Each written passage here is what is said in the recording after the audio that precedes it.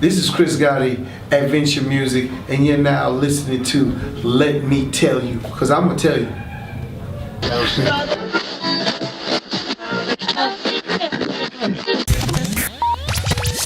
Hey, what's up, y'all? Your girl, it's just Jordan here. I have somebody very special in this studio with me at the Boys and Girls Club Yet Center, Mr. Chris Gotti. Hey, how are you?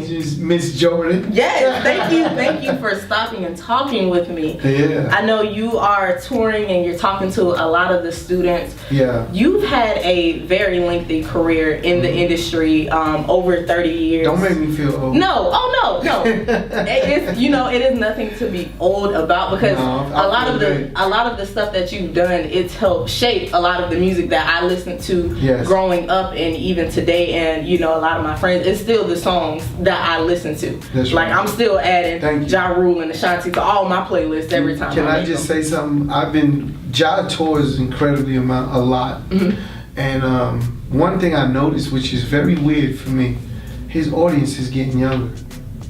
I've never seen that. I think he's about to do something special. Just remember, I'm saying it here first. I never seen this with touring. Older artists. Ja hasn't dropped an album in over 15 years, 14 years, something like that. And to see his audience while he's touring get younger, it's not my age or, get younger, that's telling me a lot. And I think he has a huge opportunity to do something if he chooses to.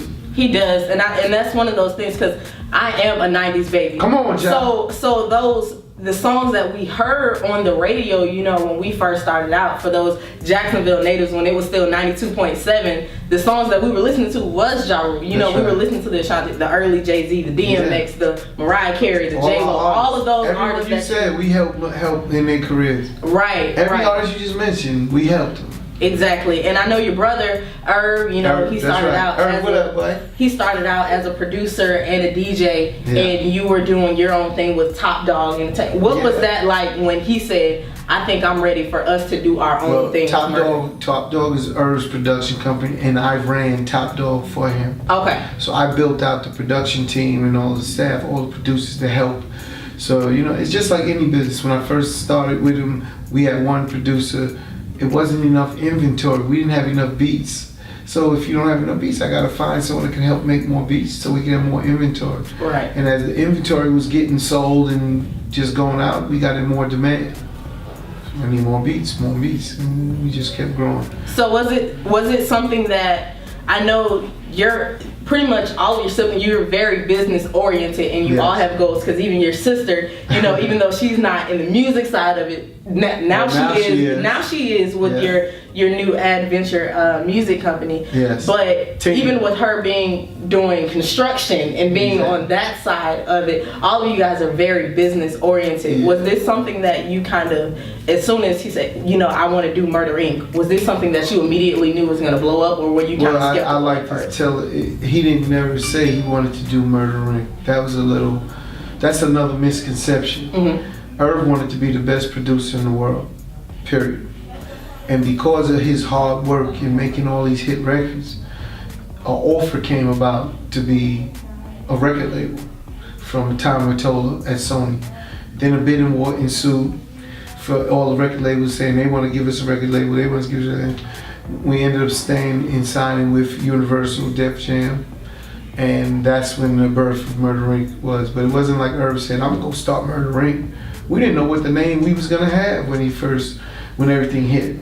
We didn't know, we was like, we went to a meeting because Tommy sent Dave McPherson, one of his VPs, to say, come, go buy some beats. So he calls and said he wants to buy beats from us, so we go meet him. He didn't want to buy beats from us. He wanted to give us a record label. So our life changed from saying we're gonna selling beats and just selling beats to now we're gonna have a record label. So, and then we had to find a name, and Irv found that name on A&E channel, Arts and Entertainment channel. It was Gangsta Week. And the reason he chose Murder Inc., because everyone says, Irv Gotti, Murder Inc. He chose Murder Inc. because there was a group of mobsters called Murder Inc. Mm-hmm. Albert Anastasia, Lucky Luciano, and a few others. I can't remember all the ones that are in Murder Inc. If you Google it and say Murder Inc. and it's not the record company, they'll show you who that is.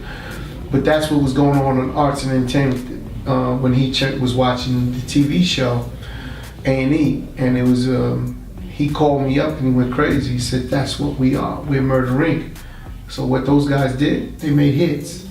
They was killing people making hits, you know. But y'all making actual hits. Y'all making hits. I see what you did. And that's where he got Murder Inc. He's like, "Man, that's what we do. We make hits." And it's like every time I say it, I get goosebumps because it was so real. And that's what Murder Inc. the name came from. So you know, again, music has been something that's, you know, always been a part of your life and growing up, and now you have entered into another aspect of music and helping independent artists with your new project, Adventure. Tell me a little bit about that, because I know when I was reading up on it on the website, it was saying, you know, to provide those independent artists with a method of controlling their own brand and not necessarily being tied down to a label and having that be your focus. How do you differentiate from the label side of it? I'm not a label. So it's a complete opposites, or not opposites, but apples and oranges. You wouldn't ask the orange to look like an apple. Right. Don't ask me to either. A record label owns masters. We do not, and that is the biggest deal. I'm trying to empower independent artists so they could own their own masters and monetize those masters, just like a record label would do, but do it for themselves. And I'm doing that currently. We have over 2,000 plus artists and growing on the platform. And it's about owning, you know, those masters. I have no rights to the masters except for one. I have the right to distribute that song you give me. And that's the only right I take. So if you bring me a record, I have the right to that record to sell it for you. You own the master. I don't take no publishing, nothing. This is your business. But if you want something, if you want marketing, and you don't know where to go and you need help, you could contact Adventures and pay for a service for marketing. But you pay for your own service. It's your music. It's not mine. Because I know you help in a lot of aspects for that artist, you know, even for the marketing side of it, the radio, you know, the DJ interaction and the video production. You're offering a lot, you know, for people to be able to have their own content.